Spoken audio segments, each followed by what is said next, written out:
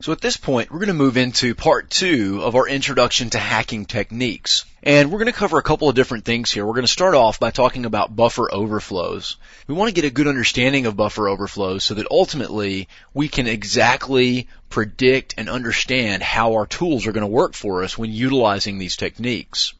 We're also going to spend some time to get into a little bit more detail on rootkits, talk about why those exist and where you might find them and what's important to know about this type of technology. We're also going to spend some time talking about spoofing techniques, or ways in which spoofing can enable hackers to be more effective and make it challenging for IT security professionals.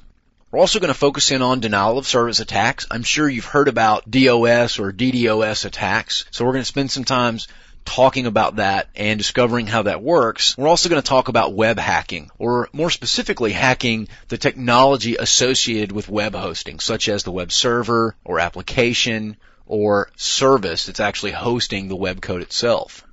So moving on into buffer overflows, it's definitely important to understand that buffer overflows exist on just about every program and operating system out there. And really the point there is it boils down to bad coding or poor validation of coding or error checking.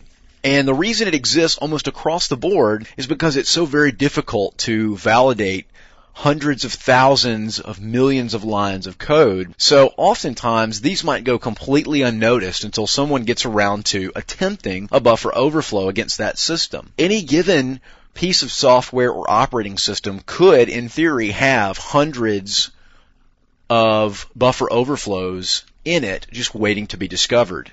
The basic concept of the buffer overflow is when a programmer does not clearly define the boundaries on buffers or variables in a particular application or operating system. Or they might simply make what's called the fence post error. And what that basically amounts to is, if you want to make a fence 100 meters long and your sections of fence are 10 meters long, how many fence posts do you need? Well, the correct answer is 11. Although your immediate thought might have been that we only need 10 because 10 times 10 is 100. So that would effectively give us our 100 meters, but we need 11 fence posts to be on all sides of all 10 of those individual fence sections. So those are the type of mistakes that programmers commonly make that end up leading to buffer overflows or stack exploits.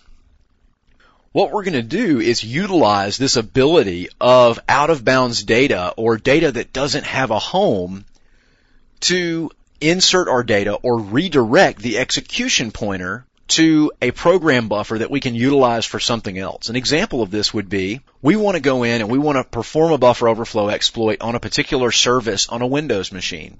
Well, if we want to set up a return shell, for example, then we set the buffer overflow to go in, and in the buffer in which we have stolen effectively, we'll build shell code and return a shell prompt back to the system that actually hacked. And we'll do that by redirecting the pointer that actually parses through memory.